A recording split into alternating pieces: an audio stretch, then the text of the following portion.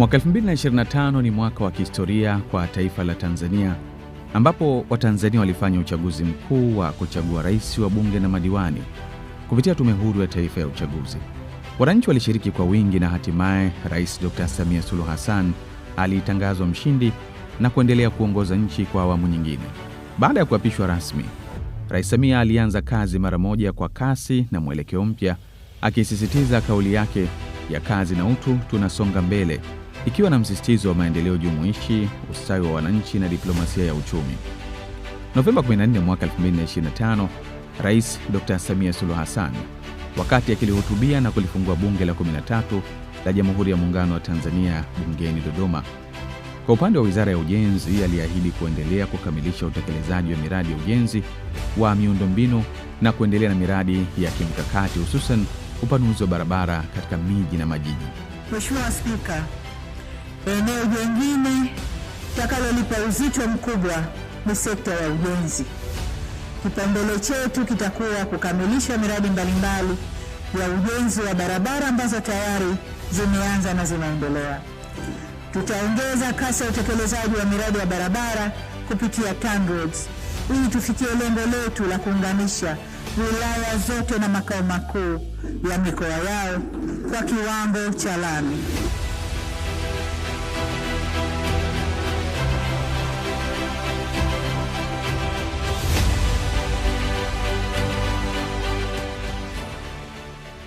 Hakika jambo hili litafungua nchi na kufungua fursa mbalimbali za kibiashara nchini. Katika awamu yake ya kwanza, tumeshuhudia ukamilishaji wa ujenzi wa madaraja makubwa 9 na takriban barabara zenye urefu wa kilomita 15,511.25 zipo katika hatua mbalimbali ya utekelezaji. Leo tunaangazia siku 100 za uongozi wa Rais wa Jamhuri ya Muungano wa Tanzania Dr. Samia Suluhu Hassan katika sekta hii ya ujenzi. Moja ya mafanikio yaliyogusa maisha ya wananchi moja kwa moja ni ukamilishaji wa madaraja ya dharura katika maeneo mbalimbali nchini yaliyokuwa yameharibika kutokana na mvua kubwa za El Nino na kimbunga Hidaya zilizonyesha kati ya mwaka 2023 na mwaka 2024. Kukatika kwa madaraja hayo kulisababisha adha kubwa ya mawasiliano yaliyosababisha kusimama kwa shughuli za kiuchumi na kuhatarisha maisha ya wananchi. Moja ya mkoa ulioathirika na mvua hizo ni mkoa wa Lindi, ambapo mawasiliano katika barabara kuu ya Marendego na Ngurukuru, Lindi Mingoyo yani T7, na barabara za mkoa Kiranjiranji na Michinga, Tingi Kipatimo na Ngurukuru Liwale na Liwale na Chingwea alikatika.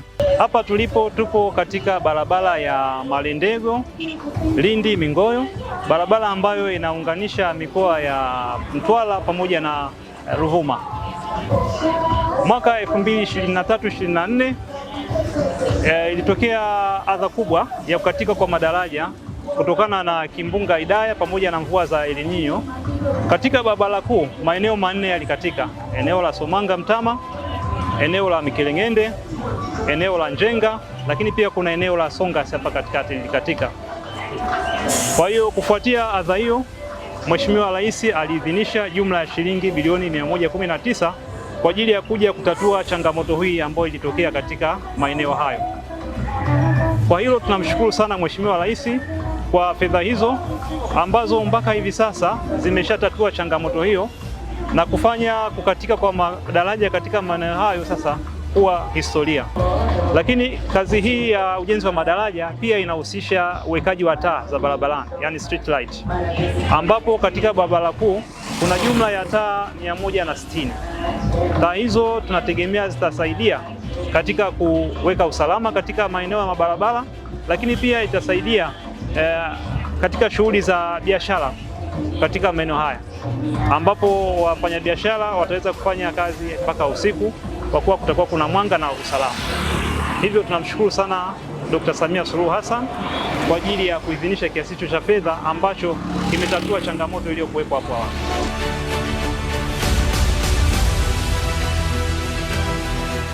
Rais Dr. Samia ameonyesha kwa dhati anavyoshughulika kwa vitendo katika utekelezaji wa miradi ya kimkakati na ile ya dharura kwa kuendelea kuielekeza Wizara ya Ujenzi na Wakala wa Barabara Tanzania TANROADS kukamilisha miundombinu hiyo kwa wakati na kwa viwango ili wananchi waweze kupata huduma za usafiri wa uhakika na matumizi ya barabara kipindi chote cha majira ya mwaka. wananchi wa mkoa wa Lindi kwa ujumla wetu, kipande hiki kilitupa shida kwelikweli hasa baada ya kukatika. Tunamshukuru sana Daktari Samia Suluhu Hassan kwa kazi nzuri aliyoifanya ya kuirudisha miundombinu hii kwa kiwango cha ubora wa mara 5 zaidi ya pale ilipokuwepo. Rais wetu ametuonyesha upendo wake mkubwa tena wa dhati, na sisi tunamwahidi rais tunamwonyesha upendo mkubwa na wa dhati, kwa sababu haya madaraja halikuwa hili peke yake. Pesa ambayo rais aliidhinisha kutengeneza hii madaraja yaliyokuwemo yamebomoka kwenye mkoa wa Lindi ni makubwa sana, ndugu mwandishi wa habari. Na kwa akili za kawaida tu kama mimi sikutegemea kwamba Tanzania hii tungeweza kuwa na daraja ya aina hii, kwa sababu daraja ukiipiga picha alafu ukaitupa kwenye mtandao wanaweza kusema hapa Japani au Ujerumani. Kwa hiyo mama ametuonyesha kiwango chake kikubwa cha uongozi. Kupitia miradi hiyo ya dharura, serikali imekamilisha miradi 40 kati ya miradi 81 ya ujenzi wa madaraja ya dharura kupitia programu maalum ya Contingent Emergency Response Component inayofadhiliwa na Benki ya Dunia. Wananchi wameeleza kufurahishwa na hatua ya ukamilishaji wa madaraja ya dharura mkoani. Eneo hili ambalo leo tunasimama na nazungumza, tulikuwa hapa watu wa kata ya Somanga na kata jirani na wageni, tulikuwa tunakimbizana kulingana na mazingira ya maji. Kwa hapo mwanzo tulikuwa tuna changamoto kidogo ya kuhusu madaraja, tulikuwa tunakaa muda mrefu, wingi sana magari, kwa kiasi ambacho tulikuwa tunakuwa na changamoto nyingi. Kwa hiyo tulikuwa hata kama kwenye kusafiri kuenda sehemu mbalimbali kwa tunashindwa kwa kweli. Tulikuwa tunafiwa, wazee wetu wanafariki, tunashindwa hata kwenda kuzika. Hata mimi kipindi cha madaraja yaliyovunjika alikuwa na kaka yangu, alifariki, lakini sikushindwa kwenda kuzika kwa sababu madaraja. Yaani nimeshatoka zangu kule na kutaka kufika huko. Nilikuwa nimeenda masoko kumwangalia mgonjwa. Nilivyorudi daraja limevunjika. Pa kupita hamna, tumekaa siku 3. Lakini sasa hivi tunashukuru kwa kweli, tunatoa shukrani za dhati. Mama Samia tunampa hongera kwa kazi kubwa aliyoifanya kwa kutuandalia madaraja. Sasa hivi tuna burudani, tunafanya biashara zetu kwa raha zote. Magari yanapita kwa sana, abiria wanashuka Somanga wanakula wali nazi. Kwa ujasiri mkubwa wa Mheshimiwa Rais aliweza kuidhinisha fedha kwa wakandarasi wetu. Napenda sana kumshukuru Daktari Samia Suluhu Hassan kwa kumchagua kuwa waziri wa ujenzi Bwana Abdalla Ulega. Na ninachomshukuru kikubwa kwamba Ulega alikuwa anafika kwenye madaraja haya mara kwa mara. Ndani ya mwezi mmoja anaweza kuja mara 2, mara 3 mpaka mara 4 akiwa waziri, na kuja kuyatoa maelekezo kwa watu wake wa chini. Abdalla Ulega mwenyewe alipita pale, kama unaona njia ile ya miguu hapa palikuwa papitiki.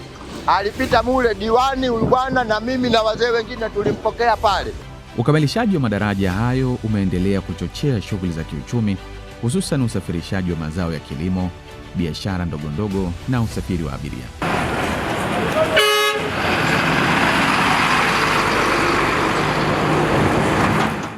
Madereva wa magari ya abiria na malori wamesema muda wa safari umepungua na gharama za usafiri na uchukuzi zimepungua, na hivyo kuleta tija. Kukamilika kwa daraja letu hili hapa la Somanga, tunashukuru kwamba ule uhaba au zile changamoto zilizotokea mwanzoni tunajua zimeenda kuisha. Kwa sasa hivi kitu tunachokitegemea ni kwamba tutafanya kazi kwa uhakika, tofauti na ilivyokuwa mwanzoni. Manake tulikuwa mvua ikinyesha basi safari yetu inakuwa na shida. Uhakika haupo. Unaweza ukaenda ukashindwa kurudi au ukashindwa kutoka kabisa. Kwa hiyo kwa hiki walichokifanya serikali tunashukuru, waendelee na sehemu nyingine kama hizi zenye matatizo. Wito wangu kwa tume ya barabara, kuanzia madereva wa magari mpaka sisi wa bodaboda, ni tuwe makini na utumiaji wetu wa barabara na pia tulinde barabara kwa usalama zaidi na mambo mengine.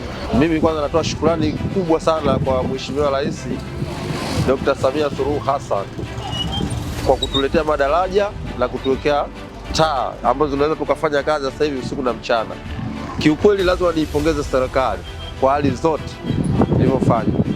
Hivyo tunatoa shukrani za dhati kabisa, na moyo huo asiuache kuiweka Somanga katika hali njema, kuweka katika mji wetu hali mzuri, kwa sababu Somanga kiukweli, kwa madaraja yaliyokuwa yamekufa kipindi kile, hatukutarajia kama yatakwenda kwa wakati katika huu.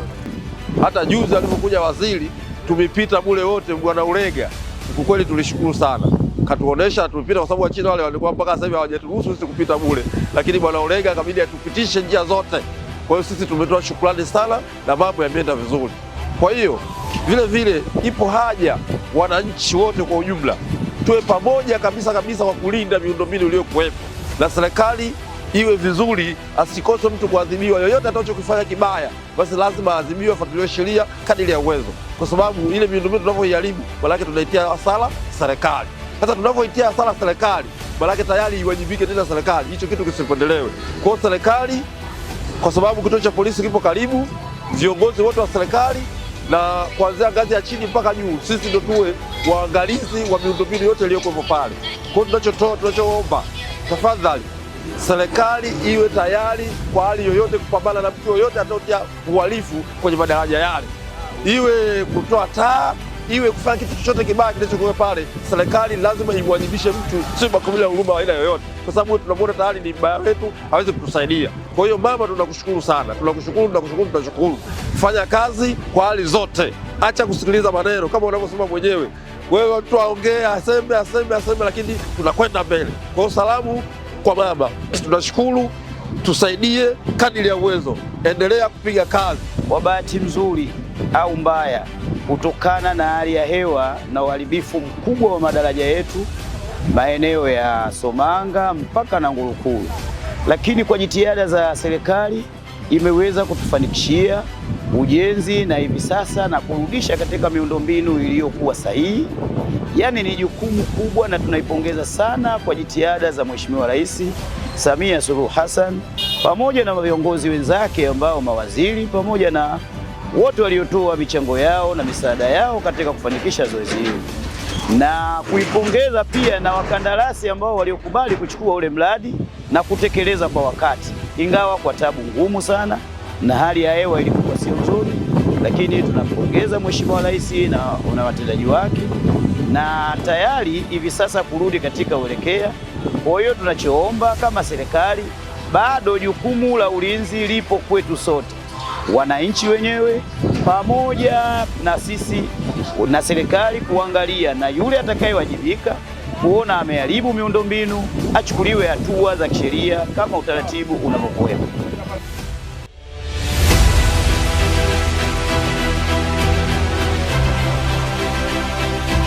Kazi hizi zimeenda sambamba na usimikaji wa taa za barabarani katika baadhi ya barabara kuu, makazi ya watu, maeneo ya biashara, ikiwa ni sehemu ya mkakati wa serikali kuboresha usalama wa raia, kuimarisha biashara za usiku, kupunguza vitendo vya uhalifu, kuboresha taswira ya miji na kuvutia uwekezaji.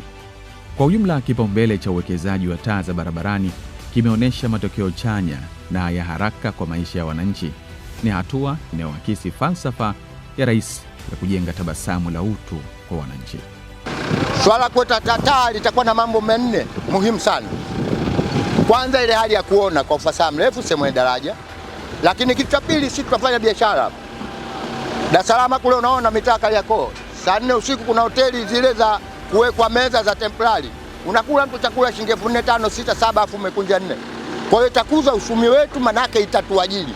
Kwa hiyo Dkt. Samia Suluhu Hassan ametuletea daraja, kisha katika kuweka kwa taa, manake ameshatupa ajira.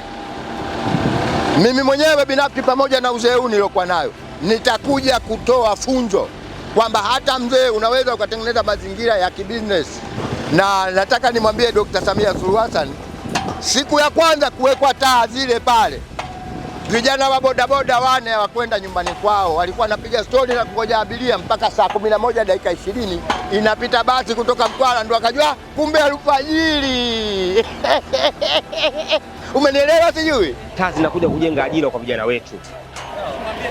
Taa zinakuja kuonyesha sasa hapa unafika Somanga, unakwenda njiani, unakwenda sehemu nyingine. Tunamshukuru sana Mwenyezi Mungu na tunaishukuru serikali ya awamu ya 6. Tumepata taa, tunafanya kazi muda wote. Tunashukuru sana. na lengo lile ambalo tulikuwa tukilihitaji na hisi limetimia. Lakini pia serikali imetusaidia sana, taa zimepatikana, pia hata miundombinu ya barabara inavutia. Tangu tumewekewa taa na barabara kututengenezea, sasa hivi tunajisikia vizuri, gari zinapita bila msongamano, hata ajali sasa hivi hamna tena.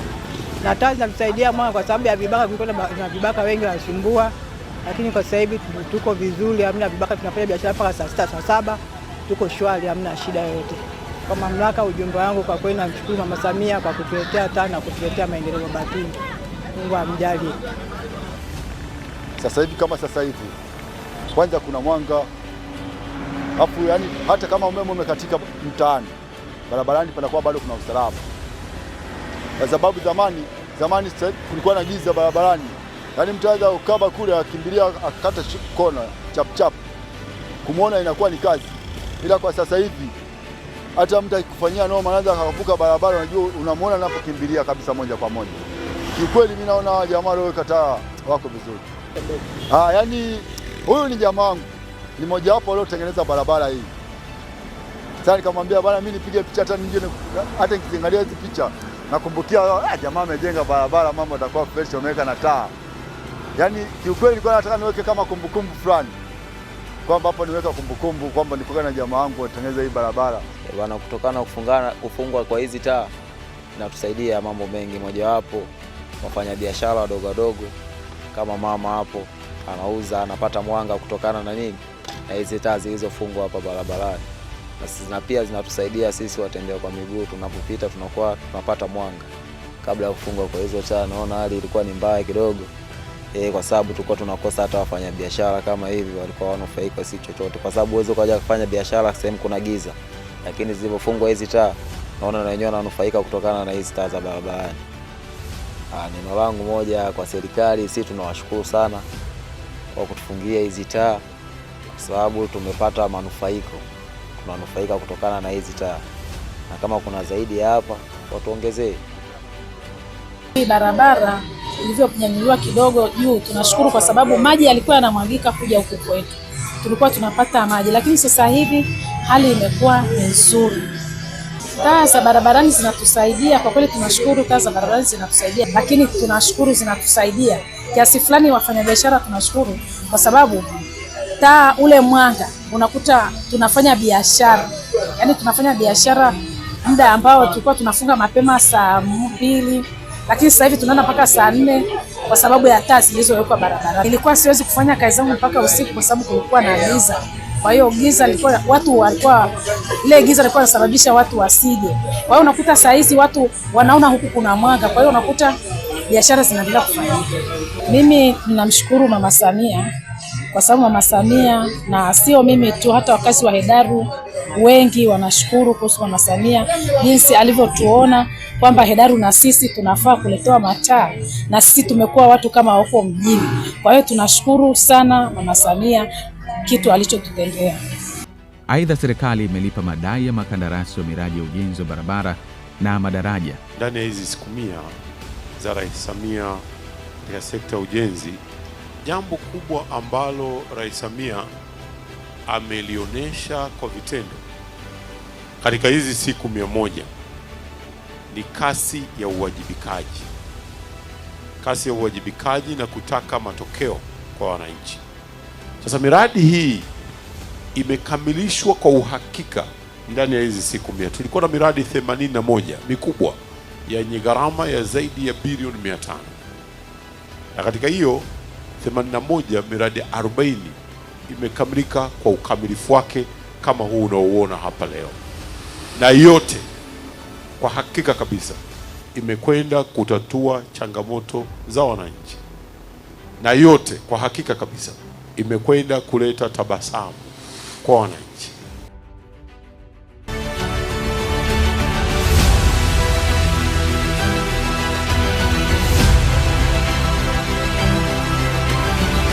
Katika siku 100 za vitendo, serikali imeyapatia makampuni 4 ya makandarasi wanawake wazawa mradi maalum kwa ujenzi wa kiwango cha lami ya barabara ya Rwanda Ibiwili yenye urefu wa kilomita 20 mkoani Songwe. Utekelezaji wa mradi huo unaendelea na umefikia 10.4% katika kipindi cha siku 100, makandarasi hao wamelipwa malipo ya awali yenye jumla ya shilingi bilioni 6.818. Kwa hiyo ndugu zangu, nimeiona hii kazi na nimeridhika na hii kazi, na ninaomba kama nilivyosema ya kwamba fanyeni kazi wakina mama, fanyeni kazi. Wananchi wanataka kuiona barabara yao inakamilika kwa wakati, na Rais Samia amenipa maelekezo kila mahala ambako barabara zinatengenezwa hivi sasa, ukamilifu wa barabara ule ni pamoja na kuwekwa kwa taa za barabarani. Kwa hivyo na hapa Iyula na vijiji vingine vitapata taa za barabarani ili kuweza kufanya biashara usiku na mchana.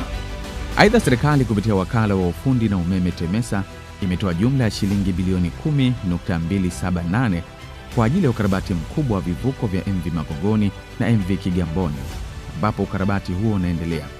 Katika kipindi cha siku 100, serikali imetoa jumla ya shilingi bilioni 20 kwa Wizara ya Ujenzi kupitia Wakala wa Majengo Tanzania TBA kwa ajili ya kazi ya ujenzi wa nyumba 150 kwa ajili ya makazi ya watumishi wa umma awamu ya pili katika eneo la Nzuguni jijini Dodoma, ambapo unaendelea na umefikia asilimia 34. Ujenzi wa majengo mawili ya ghorofa yani block C na D yenye uwezo wa kuchukua familia 32 katika eneo la Magomeni Kota unaendelea na umefikia asilimia 78. Aidha, ujenzi wa jengo moja la ghorofa lenye uwezo wa kuchukua familia 14 katika eneo la Ghana Kota jijini Mwanza ambao unaendelea na umefikia asilimia 39. Ujenzi wa majengo mawili ya ghorofa ya makazi katika eneo la Canadian Village Masaki jijini Dar es Salaam umekamilika kwa asilimia 95. Kwa hakika siku 100 za uongozi wa Dr. Samia Suluhu Hassan zimeacha alama inayoonekana katika sekta ya ujenzi. Ni siku 100 za vitendo, uwajibikaji na kuzingatia utu wa mwananchi. Kupitia miradi ya kimkakati inayoendelea kutekelezwa nchini, serikali imeendelea kuimarisha miundombinu na kufungua fursa mpya za kiuchumi na kijamii, ambapo juhudi hizi zinajenga msingi imara wa maendeleo endelevu, ambapo manufaa yake yanamgusa mwananchi mmoja mmoja na taifa kwa ujumla.